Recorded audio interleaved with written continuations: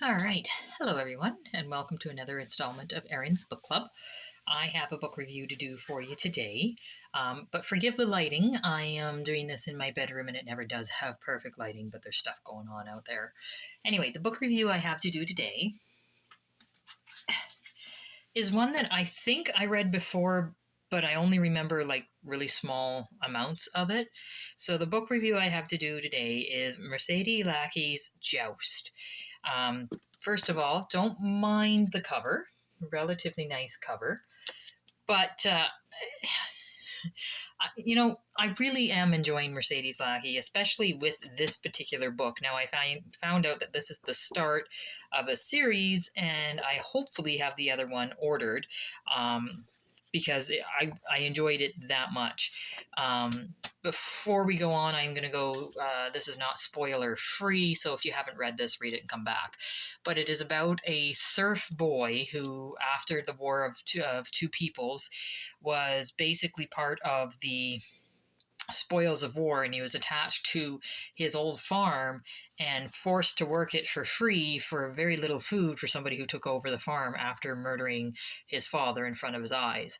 And you learn that story in bits throughout this story going through, and it's done so well that you really feel for this surf boy.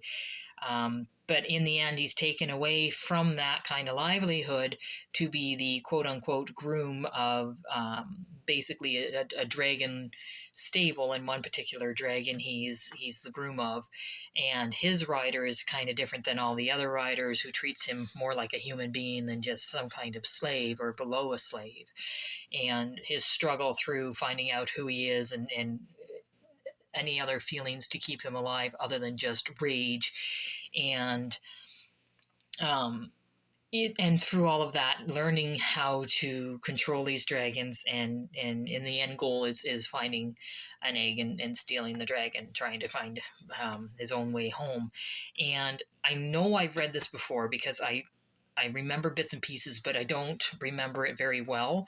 And I'm so happy I read it again, because I think even if I did remember all of it, it would resonate with me differently this time around. The characters are so well done, and the dragons are their own individual personalities, and they are also really well done, even the ones that aren't as tame as the one he was taking care of. The bond that you feel for his newly hatched dragon is just, it nearly brought me to tears. The only thing that has me a little bit concerned is Anne McCaffrey has another dragon series called The Dragon Riders of Pern, and in that series there are the major telepathic dragons, but then there are miniature dragons that look very much like the genetically engineered telepathic dragons. And there are miniature dragons in this one that are very similar to the ones that they capture and joust with. And the similarities between the two books is I don't know, it's almost plagiarism, but with its own spin on it. So that was an interesting part to read. I don't know if in the next books, these dragons, if they become better able to communicate through telepathy, then I would be a bit concerned. But it's a great story set in a different environment than what I'm used to. These are the deserts and that kind of environment. And so that was an interesting outlook on things. And the different gods that these civilizations worship was also an interesting outlook. It just, all in all, it was a really good book. It was a very quick read. I didn't struggle through really any of it, and there were times when I spent hours enjoying the book. So again, I've got the next book read. Can't wait to get it and start on that one. But thank you guys all. I'll let you know when I have another book read.